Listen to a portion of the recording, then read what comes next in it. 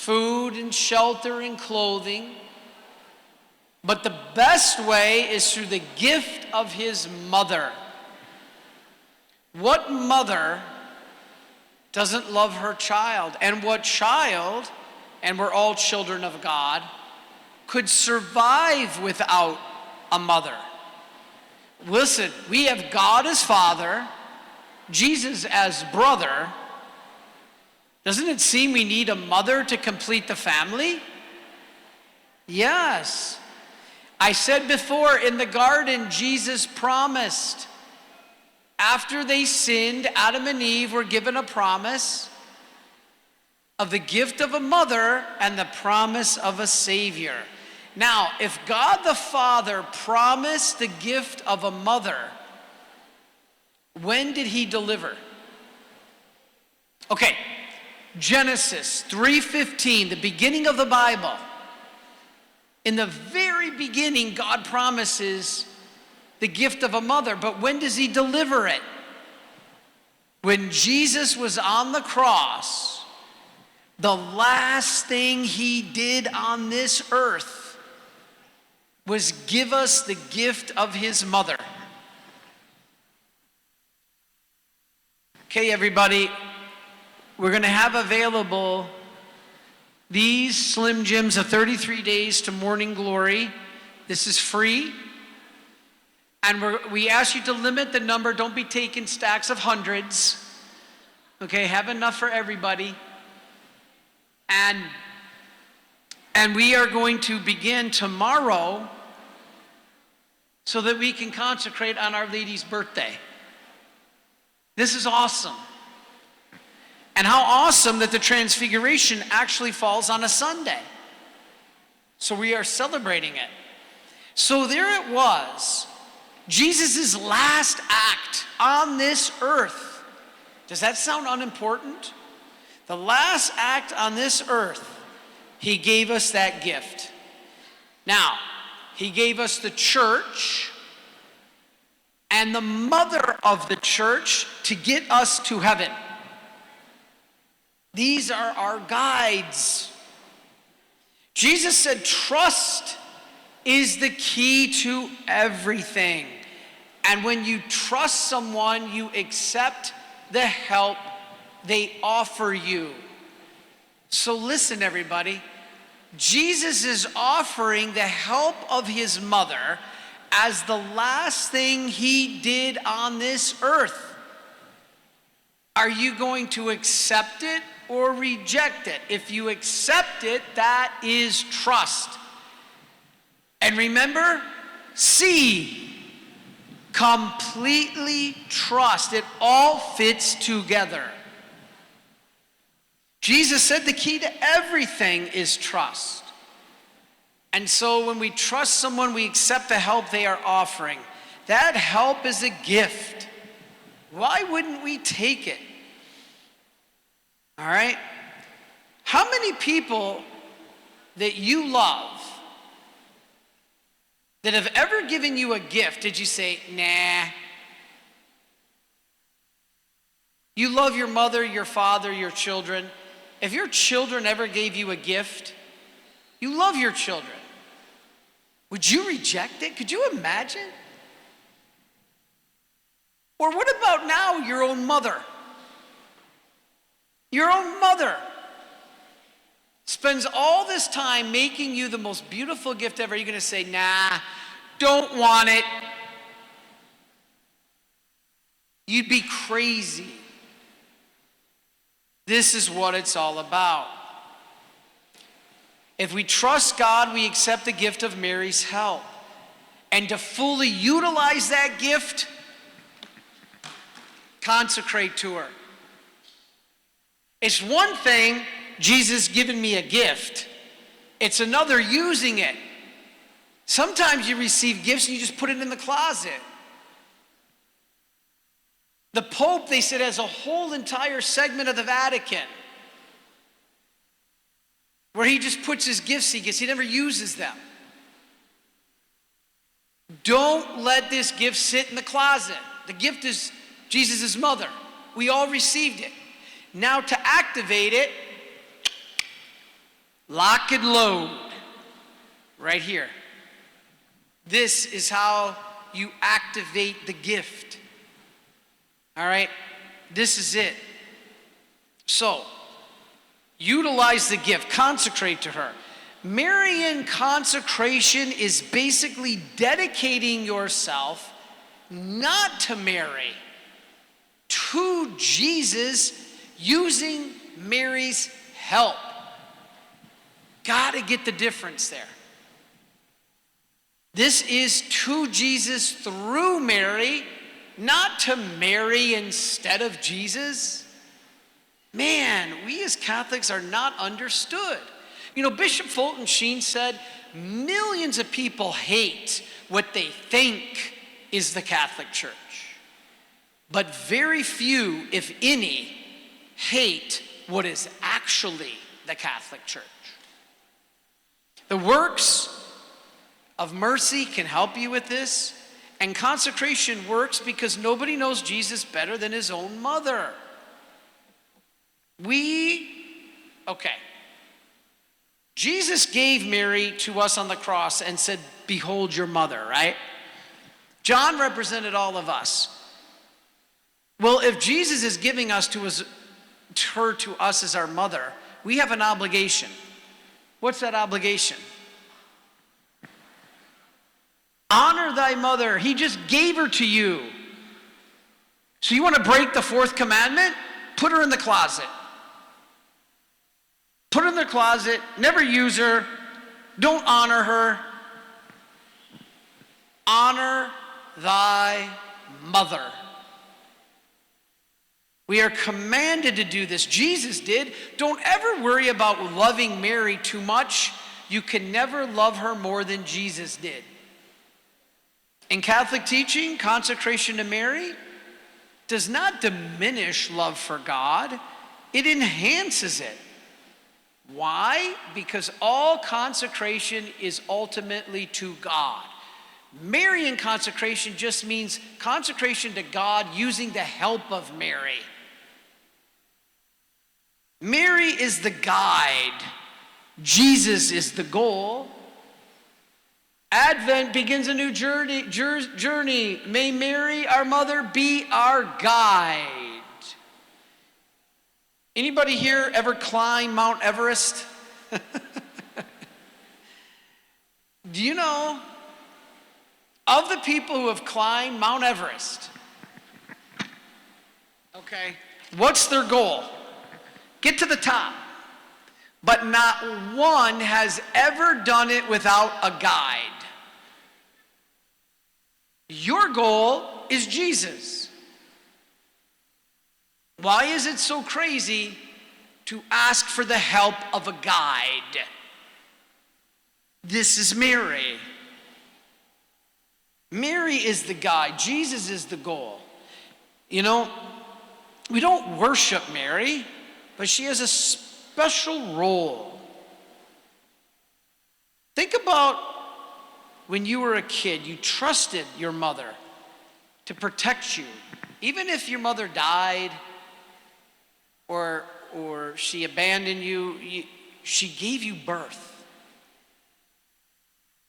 You wouldn't be here, each and every one of you, without a mother. And so we need to trust the mother and trust Jesus by using the tools he gives you. That's the meaning of trust, accepting the help someone offers you. Jesus said what hurt him the most when he had his passion was not our sins. It was when we don't trust him. Jesus said us not trusting him hurts him more than your sins. Again, I can't emphasize enough. How do you trust someone? By accepting the help they offer you. And that is Mary. God offers us help. Accept it. This is trust.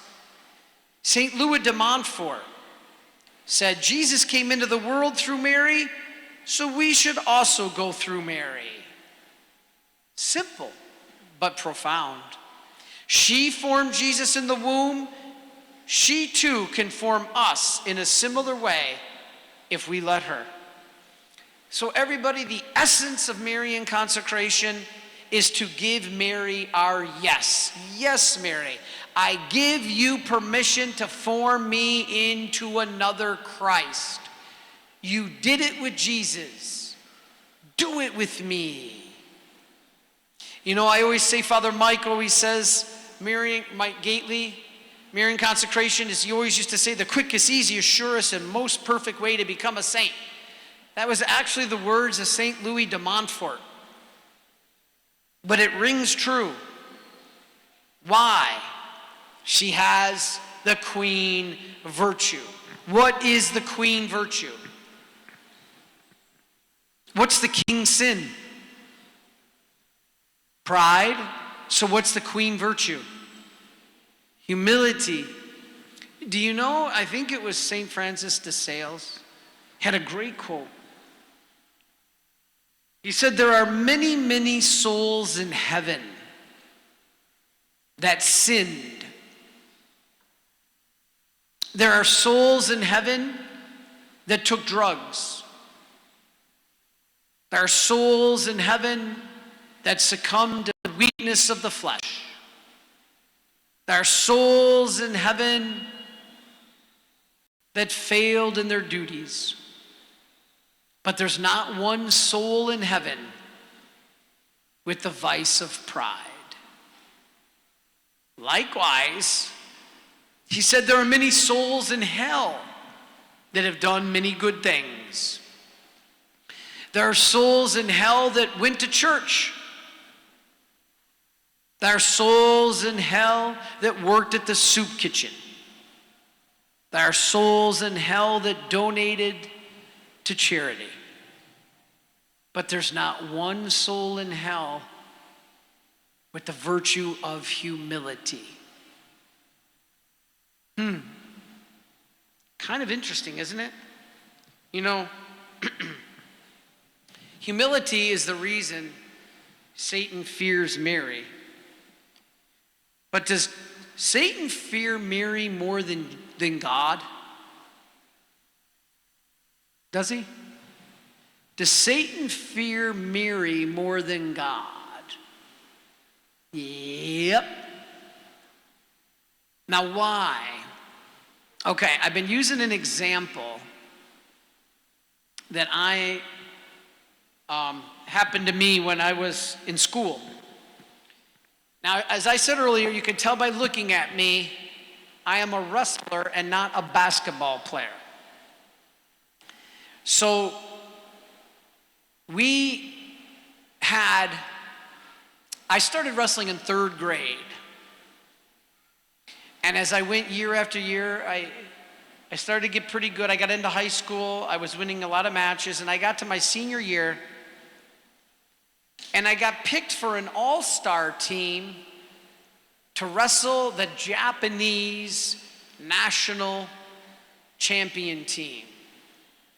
So they formed this team in Japan of the national champions, and they came over to wrestle in the United States. So they formed an all-star team in the state of Michigan, and we wrestled this Japanese national team. My opponent was 167-0. Now, I wrestled him, and I lost. Actually, my pride gets to me because I always think back and shake my head. I could have won that match. I lost 4-2. I lost 4-2. And I could have won that match. But afterwards, my coach and my dad said, good job. You weren't supposed to beat this guy. Nobody expects you to beat this guy. You did a really good job. You lost, but you can hold your head up. Now let's go back to 4th grade. When I was in 4th grade, I had to wrestle a girl. And back then, when you're in 4th grade, No offense, ladies, but to a 4th grade boy, losing to a girl is worse than death. Why? Pride. Pride. So as we are lining up to get our mats and wait to wrestle, they call your name, and I'm standing next to this girl, and you wait like little Noah's Ark animals, 2 by 2, until a mat opens up and you wrestle. And so while we're waiting, this girl starts mouthing off. I won this tournament. I won that tournament. I won this many matches. I've won this many medals. I haven't lost in this amount of time. And she's mouthing off to me, and I'm just standing there. And all of a sudden, I'm getting scared.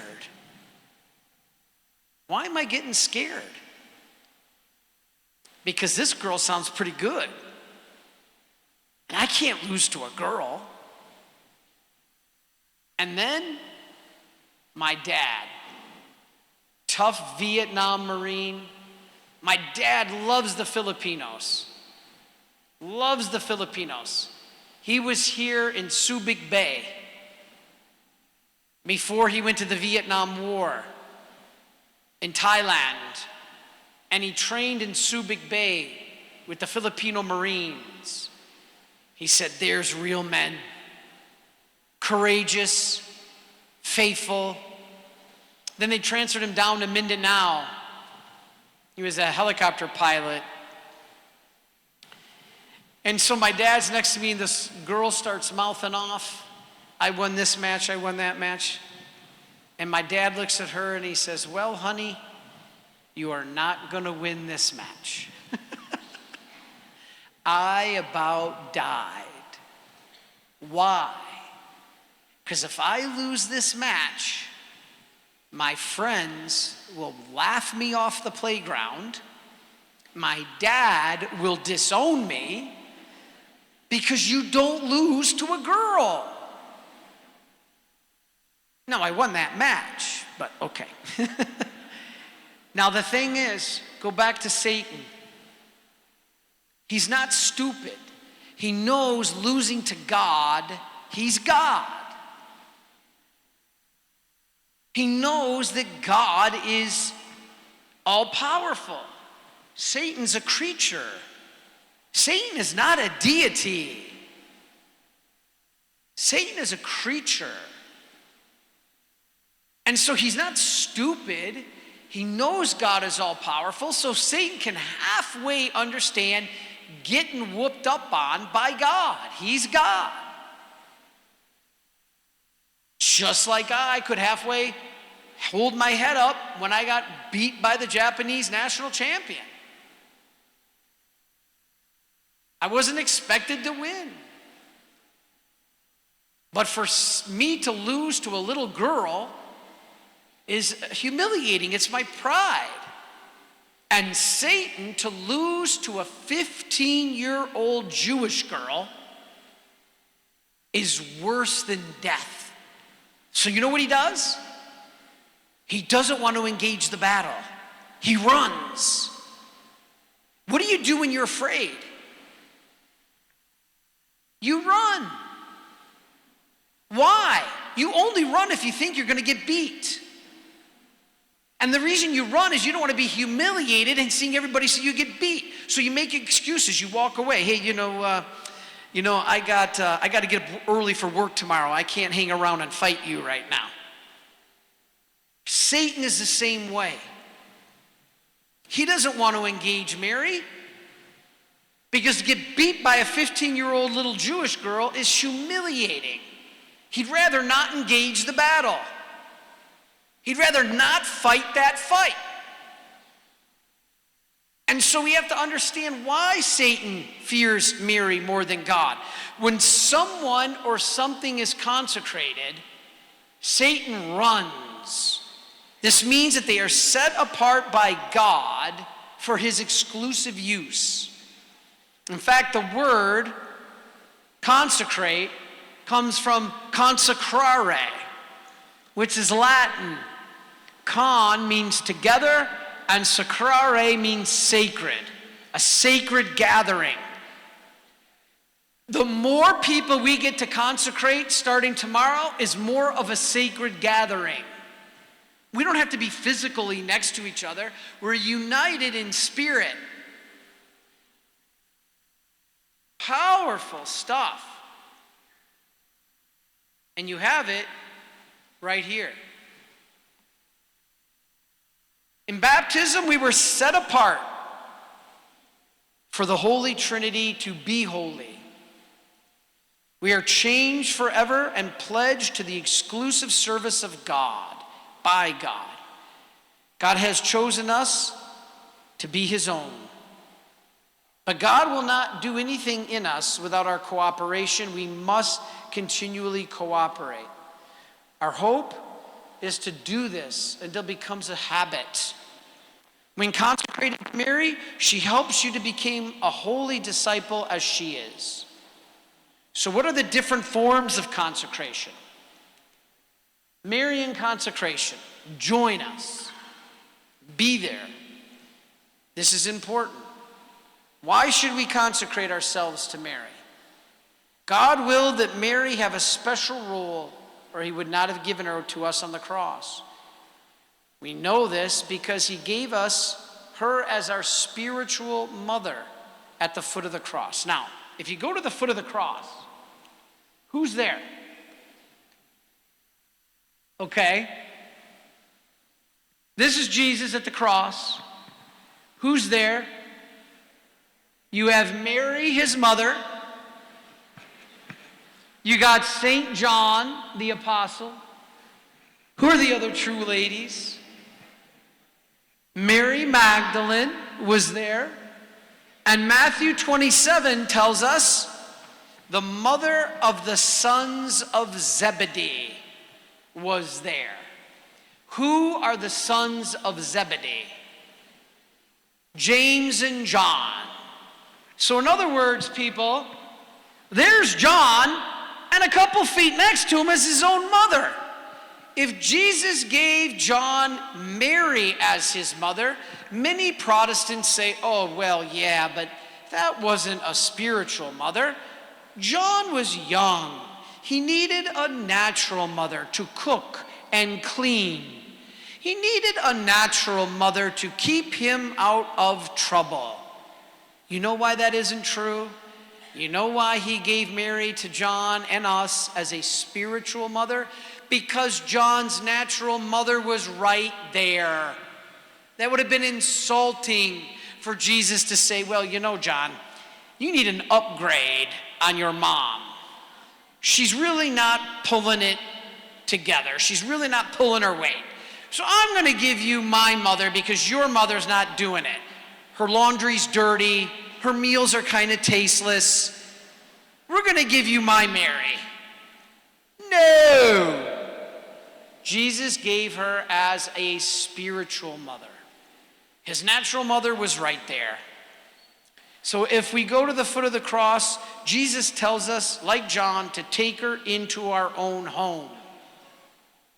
That's a euphemism, meaning take her into your heart. Who else did he tell this? People think, oh, well, you know, that was just a special occasion. No. What about Joseph? Joseph, sorry, get my paper here. Joseph, son of David, do not be afraid to take Mary, your wife, into your home. He did it before. I did it with Joseph. We should do the same. Jesus' gift from the cross is a gift of his mother, and Marian consecration is saying, yes, I accept this gift, this offering of your mother. This is powerful. Jesus is giving his spiritual mother and telling her to take her into our home, and that means our hearts. Now, there's different ways you can consecrate. One of the ways is St. Louis de Montfort. Anybody here ever do this consecration? You should. It's a great one. Many people prefer this because it's more ancient, more traditional. but it's a little difficult to read. So for those people, we are offering you 33 days to morning glory. How many people here have consecrated before? Okay, some, but we need more. And if you've already done it, do it again. Do it again. This is powerful. This is Father Mike Gately's 33 days. Again, starting tomorrow. You know, Mary can help us. She's the perfect spiritual mother. She is, do you all know what a broker is? A broker is somebody you give your money to and they invest it. So you say, here's $10,000, make me more money. Just like the Bible, the parable of the talents. I gave you 5 talents, what did you do with it? Nothing. Do you remember what Jesus said about that guy in the Bible? Away with you, you wicked servant. I gave you this talent, you did nothing with it. Well, sir, I was afraid of you, I buried it. He said, you wicked servant. What did the others do? Who Jesus gave 10 talents, the guy came back to the owner and said, here, sir, you gave me 10 talents, I made you 10 more. You are going to be asked the same question. And Jesus is going to say, I gave you the gift of my mother. What did you do with it? Oh, I buried it. No. Have her make more for you. How do you do that? Make her your spiritual prayer broker. You know, when I came back to my faith, it was frustrating because I wanted to pray for everybody. I wanted to pray a rosary for cousin Jimmy. I wanted to pray a chaplet for Uncle Larry. I wanted to pray a rosary for cousin Sandy. And I tried to do everybody and I realized I couldn't do it. There's too many people, too little time. So instead, I tried to make an Excel spreadsheet with everybody's name and then what I prayed for them. And then it got to be too much, so they only got 1 day a week where I prayed for them. Then it got to be too much again, and they only got 1 day a month that I prayed for them. And I'm like, this is ridiculous. Then I learned about Marian consecration. You know how that works?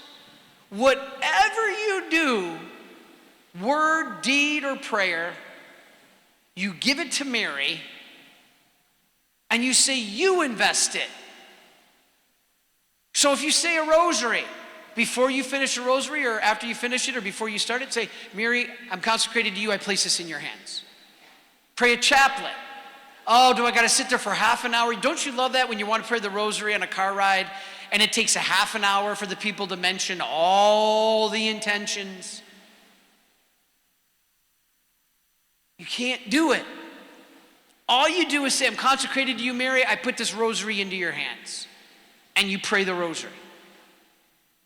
So any nice deed that you do, give it to Mary. Any kind word you say, give it to Mary. And let her give out the graces.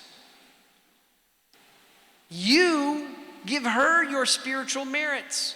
She'll do a much better job with them than you. She might help people you've never even learned or know of, and you won't meet to heaven. And they're in heaven because you helped them, and then you're in heaven because they helped you. That's amazing. Mary, give her, entrust yourself to her, and give her all your merits, and she'll work it out. Like the quickest way to riches, she's the quickest, surest, and easiest way to holiness. But I only go through Jesus. Oh, really? How about St. Peter? Did he go directly to Jesus? I only go directly to Jesus. Oh, what about St. Peter? Did he go directly to Jesus? Heck no. If it wasn't for Andrew, we wouldn't even hear of St. Peter. Peter didn't want anything to do with Jesus. It took the incessant intercession of St. Andrew to get St. Peter to Jesus. Yes, Jesus is the only mediator between us and the Father. You want to get to God the Father, you want to get to heaven, you got to go through Jesus. But there are many ways to Jesus. Andrew brought Peter to Jesus. What about Nathaniel and Philip? He's sitting under the fig tree. Don't bother me. He says, no, I met the Messiah. And Nathaniel's like, what good can come out of Nazareth? He said, the Messiah. So Philip came and got Nathaniel and got him to Jesus. If it wasn't for Philip, there would be no Nathaniel at the side of Jesus. This is a mediator, not the mediator, a sub-mediator. Yes, Jesus is the only way to the Father, but there are many ways to Jesus. And the best way is his mother. Nobody knows Jesus better than his mother. This is powerful. Okay? But I can't deal with this one, Father. Calling Mary co-redemptrix, co-redeemer. Redemptrix is the feminine form. This is basically calling her co-redeemer. You Catholics are nuts. You are blasphemers. How do you answer that? First of all, this is not technically an approved dogma. The 5 Marian dogmas, or the 4 Marian dogmas, this is the 5th. What are the 4 Marian dogmas that you've got to believe? That we as Catholics have to believe the 4 Marian dogmas. What are they? The Immaculate Conception. What else? Perpetual virginity. Jesus, it says right in the Bible, Jesus had brothers and sisters. The Bible never says Mary had other children. Never. The Bible never says Mary had other children.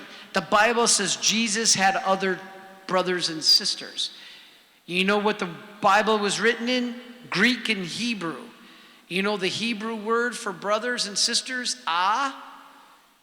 Means any close relative, not just a sibling. And the Greek word adelphos, same thing. Does not mean blood brother. It means close relative. They could be step cousins or step brothers. They could be cousins. The Bible does not say Mary had other children. It says Jesus had brothers and sisters. And that could mean any close relative. See, do you know this? We get chewed to pieces. Souls are being pulled away from the Catholic Church every day because we don't know this. If you explain this to them, they'd be like, oh. Okay, so Immaculate Conception, dogma 1. Perpetual virginity. What's the third one? Mary, the mother of God. Jesus is God, Mary is his mother, Mary's the mother of God. Doesn't mean she created him. And what's the fourth one? The Assumption. Thank you, Bishop. The Assumption.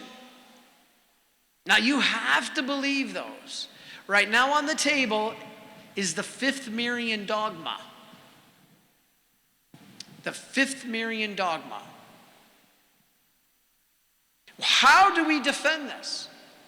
How dare you call her a co-redeemer? How can we defend that? Well, co in Latin is cum, C-U-M. And that does not mean equal to. It means with. Mary worked with God for redemption. You ever heard of the fiat? What is the fiat? Mary's yes when God asked her to bring Jesus to earth.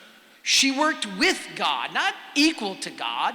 Co in Latin is cum. It means with, not equal to. Mary's not equal to God. Co-redemptrix means she worked with God for redemption.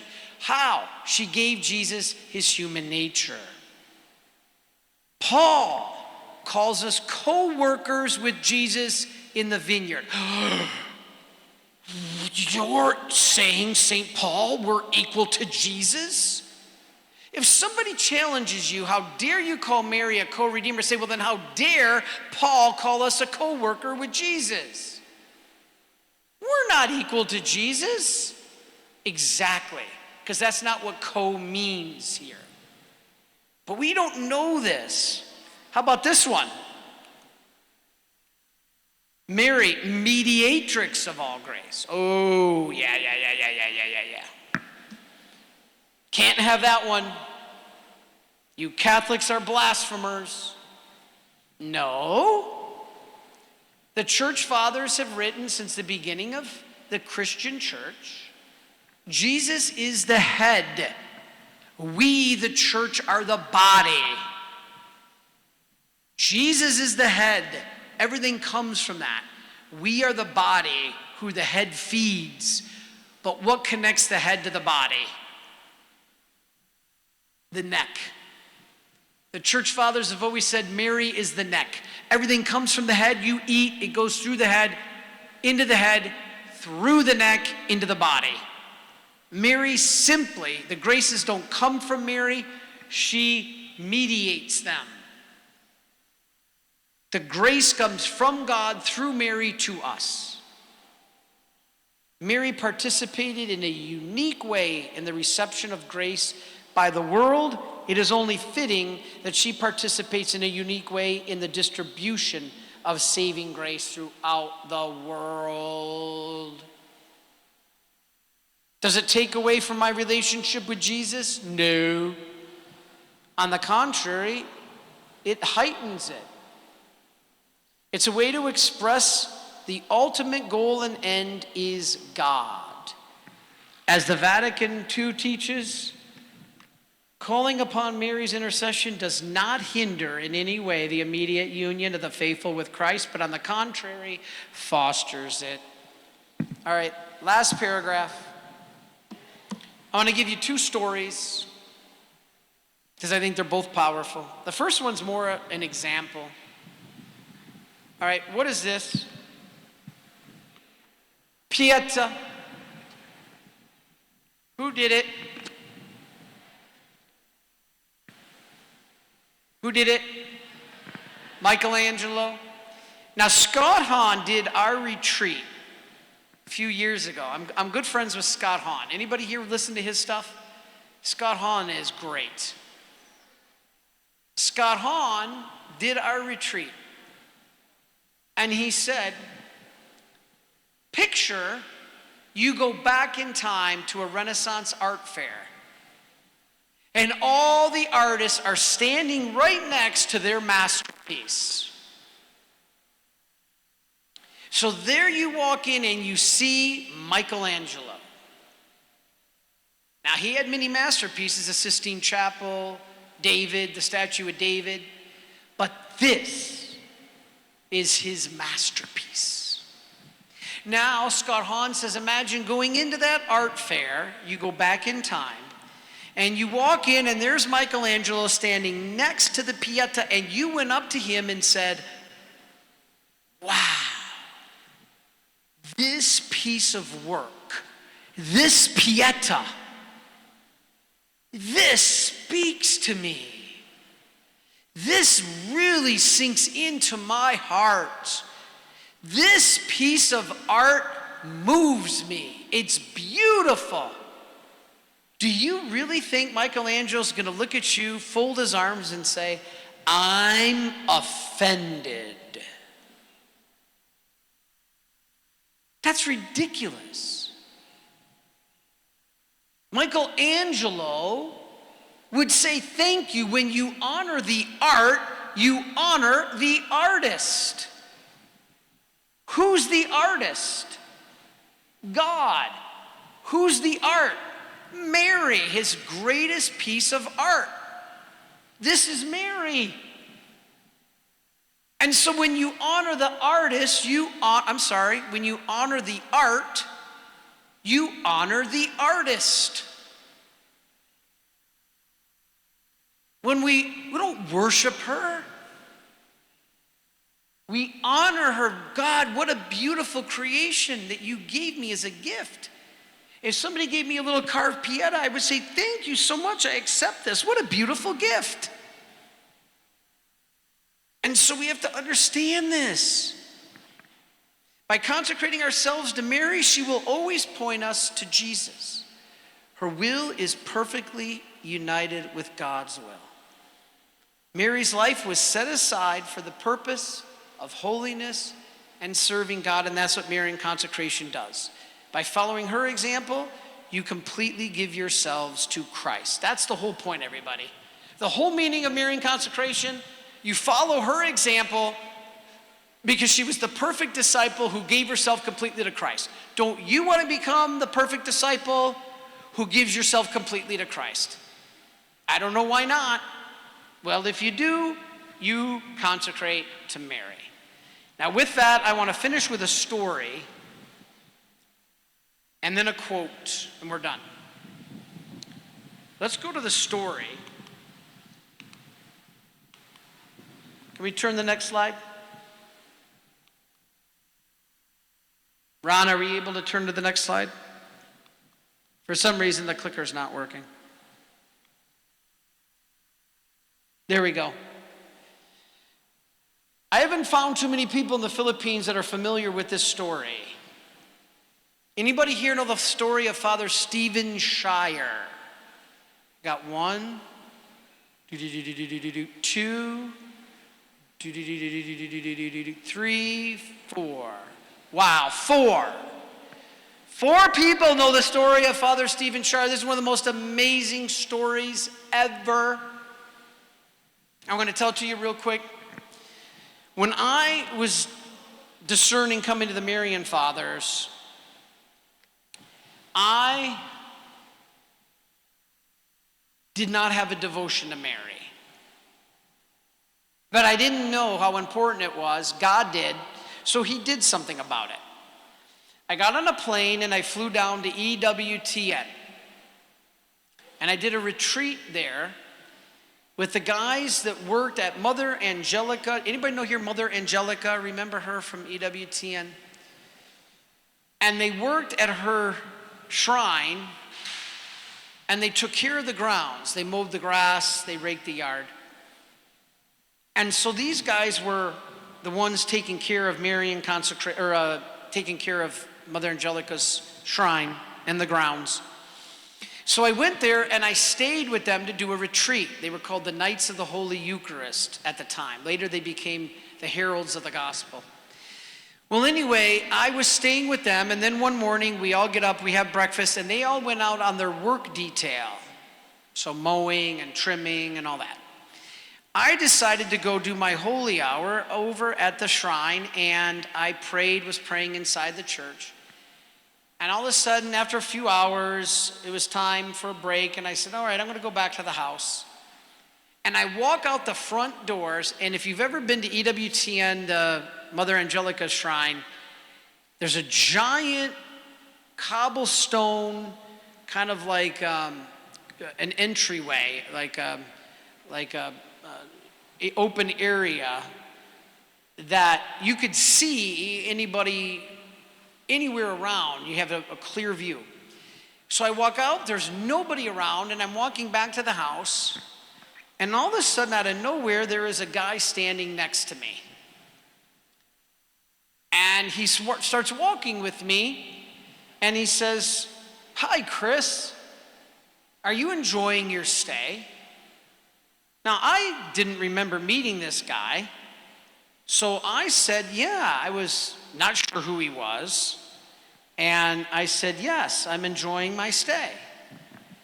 And he says, are you heading back to the house? And I said, yeah. And he holds up a videotape. Remember the old days of VHS? And he holds up a VHS tape and he says, do you have a few minutes? I'd really like to show you something. So I said, yes. So I follow him to the house. He knows exactly where he's going. He goes right into the house, goes up the stairs, goes down the hall, makes a left, right into the TV room, pulls up the clickers, click, click, click, click, click, click, click, pops the tape in, and we start watching this episode of Mother Angelica Live with this priest, Father Stephen Shire.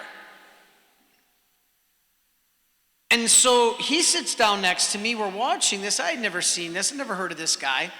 And Mother Angelica begins her show normally with laughing and joking, but not this time. She was very serious. And she said, we have an important message for you today. You're going to need to listen to this. So this guy starts talking. Now, you can tell when somebody's telling the truth or not just by their body language, the way they look at you. They look away, they make eye contact, they don't make eye contact. You just know when somebody's telling the truth and when they're not. This guy was telling the truth. And he told this story that he was not a good priest. In fact, he was a very unfaithful priest. He said that he wasn't praying enough. All he was worried about was the next cocktail party. He never taught the truth from the pulpit because he wanted people to like him. So he taught people what they wanted to hear. Oh, you're divorced and remarried without an annulment? Okay, just pray to God. No. This is not the truth. So he was living this life, not teaching the truth, and all of a sudden one night he's coming home from a party and he gets hit head on by a truck, and he goes through the windshield or out the door, and he's laying on the road dying. And he says he remembers being on the road and he had no devotion to Mary. But all of a sudden, out of nowhere, he mustered the strength to say one Hail Mary. So he's dying on the road, and out of nowhere, he says a Hail Mary. Now, all of a sudden, the paramedics, they arrive, they sense his heartbeat is critical. He's in critical condition. All of a sudden, his vital signs end. They stop. His heart stops. His breathing stops. He's basically dead. They're furiously working on him, pumping him with the voltage and everything. And actually, they do bring him back to life. Word gets out. He goes through rehab. Everybody's praying for him. And he basically, about a year, gets back into ministry. And one day, his first Mass back, he's celebrating a private Mass. And the Mass had the readings of the fig tree. Do you remember that? The owner of the garden says, cut down this tree. It's not bearing any fruit. And the worker says, no, please don't cut it down yet. Let me prune it and fertilize it. I believe I can get it to bear fruit. And if it doesn't, your will be done. And so the owner of the garden said, okay. And he did. He trimmed the tree, pruned it, fertilized it, and the tree bore fruit. So Father Stephen Shire said he's reading this Mass and all this passage at Mass, and all of a sudden the words came out of the book. And instantly, God put into his mind a complete recollection of everything that happened that night during the Mass. You see, what happened was he actually did die on the road that day. and he went before the judgment throne of Christ. Everything came back to him, and he said, you couldn't see God because he didn't have the beatific vision. He said you could only hear Jesus' voice. It was pitch black. And he said, Jesus said to him, you were not a faithful priest. You were not praying your divine office. You were not teaching the truth. You were not going to confession. You're not trusting in me. You're doing your will, not my will. And Father Shire said, you know, when you're before the Lord, you can't lie. See, now, like, I would be making all kinds of excuses. But he said, you can't before God. All he said was, yes, God. Yes, Jesus. And Jesus finished. He says, it's like all your life flashes before your eyes. And he says, your sentence is hell. Now at that moment, I'm watching and a shiver runs down my spine. This guy's sitting next to me on the couch. He's looking at me. I'm looking at the TV. This guy's talking, and this guy says, I know my sentence is hell. You see, Jesus does not condemn anyone to hell. We choose it. And he says, I know I chose it. Now, just then, he said, the sweetest, kindest, most feminine, most angelic voice came out of nowhere. He couldn't see anything, and said, my son, please give him another chance. I believe if I prune him and fertilize him, he will bear fruit. And if he doesn't, your will be done. And Jesus said, but mother, he has been a priest for 12 years. He has not been a priest for me, only for himself. She said, son, please. Does this sound like Cana? He wasn't going to do it. She interceded at Cana. He did it. Jesus was not going to give another chance. She interceded. He gave him another chance. So he said, okay, mother, he is all yours. And he woke up. And he said, since then, he has been all Mary's in everything. Everything he's done is to Jesus through Mary, dedicating his life. Now all of a sudden, I'm listening to this, I'm shocked, and I'm watching this going, whoa, I need a devotion to Mary. So the guy gets up with this big smile on his face, and he says, I know how to get out, I'll let myself out. And finally, I'm like, I don't even remember your name. I didn't say I'd never met him. I kind of pretended I must have met him. I said, I don't remember your name. And he says, Joseph. And he walked out. Later that night at dinner, I asked all the Knights of the Holy Eucharist if there was a Joseph. They did not have a Joseph. Where did this guy come from?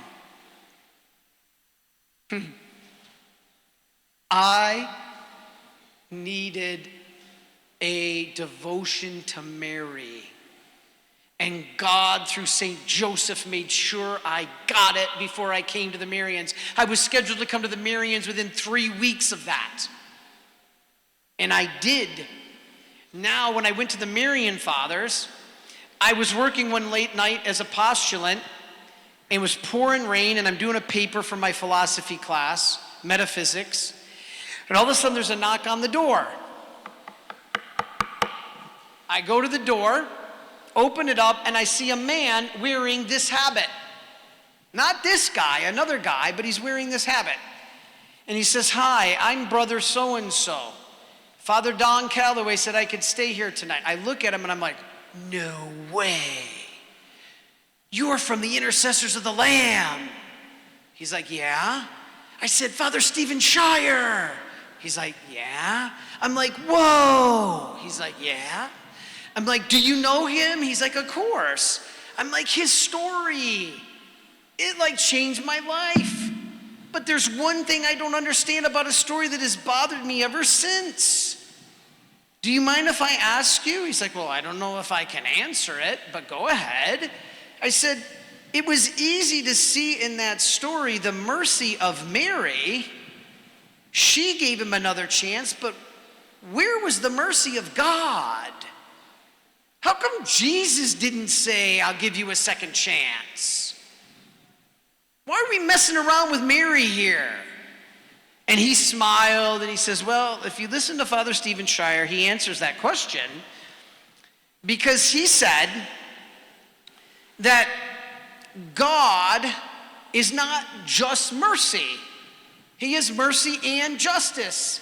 And by God's justice, he had to give Father Stephen his choice of hell because he has free will. He couldn't trump his own justice, but God found a way to trump his own justice. He created Mary. Mary is his loophole to his own justice. Because if Mary comes in and intercedes for you and sacrifices for you and prays for you, which she does when you're consecrated to her, then God's justice is met, and then he can have mercy. In essence, the mercy didn't come from Mary. The mercy came from God through Mary. Mary didn't save him. She just interceded, and because she placated the justice of God, she met his justice, he said yes. Mary is God's own loophole to his own justice. You get her on your side, this can happen. And then he said something fascinating. He said, you know something? Father Stephen Shire always says something else. He always says, you know, my entire judgment could have been different if I just would have done one thing different. All of what Jesus said to me could have been different if I would have done one thing different. He never, asked for the mercy of God. The only unforgivable sin. He never asked, he wasn't going to confession, he never asked for the mercy of God. Never asked. His entire judgment would have been different if on this earth he would have asked for the mercy of God. So then later I'm ordained, I'm giving a conference in Wichita, Kansas, and guess what? I'm actually doing this talk about Stephen Shire, which I haven't done a lot. And I'm talking to a room about this many people, there was a couple thousand people, and all of a sudden, guess who walks in the back door? Father Stephen Shire. And he comes up and sits in the front row. I'm like, oh. I'm like, Father, do you want to come up and finish this? He's like, no, you keep talking. He had come to hear confessions. And so I said, whoa, I feel inadequate giving his story. He's like, no, tell the story. So I told the whole story. And he was there to hear confession. So after everybody went to confession, I waited to be the last guy, and I went in to talk to him, and I said, Father Stephen Shire, you have no idea what your story did. It changed my life. And so I'm in there with him in the confessional. And he says, remember one thing. The Trinity cannot say no to Mary. If you get her on your side, the world is different. And he said, the biggest thing I want you to remember is this. If Mary did that for me, when all I did was utter one Hail Mary as I was dying on the road, what could she do for you if you are actually consecrated to her? if you actually have a devotion to her, if she did this for me, and all I did was utter one Hail Mary, what could she actually do for you if you're consecrated to her and you have a devotion to her? Wow. Unbelievable. And so, I got 3 minutes left. 2 minutes. I want to put a quote up. Tell me who you think said this. This is a quote. I just gave it away.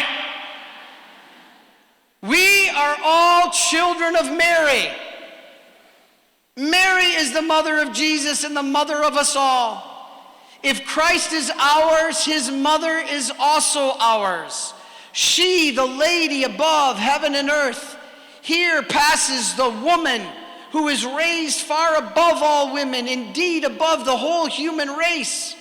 No woman is like unto thee. Thou art more than an empress, more than a queen, blessed above all nobility, wisdom, or saintliness. And I gave it away, but guess who said that?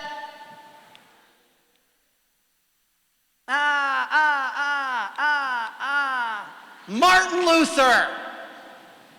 Martin Luther. Are you kidding me? The Protestant Reformation was never intended to throw Mary into the gutter. They believed that Mary was the mother of God. They believed she had perpetual virginity. Next time you meet a Protestant that attacks Mary, I just had one yesterday. Jeremiah 44 says, don't pray to the Queen of Heaven. They were not talking about Mary. Mary wasn't even born yet. They were talking about Astaroth, the pagan goddess and deity. And so this guy writes and he says, that's exactly who Mary is. A pagan goddess, fertility goddess. Really? Do you really think Jesus is going to be born of a pagan fertility goddess? The Protestant Reformation never threw Mary into the gutter. Martin Luther said this quote. And so let us too honor her, not worship her. And we can do that by consecrating. And she'll make you holy in the process, like she did Jesus. Jesus had it, she formed him in the womb, but she'll show you how to be a disciple. Amen? Hallelujah. How about that? 240 right on the button. God bless you, everybody. You are watching ETVN Philippines. Emmanuel, the God with us, who saves.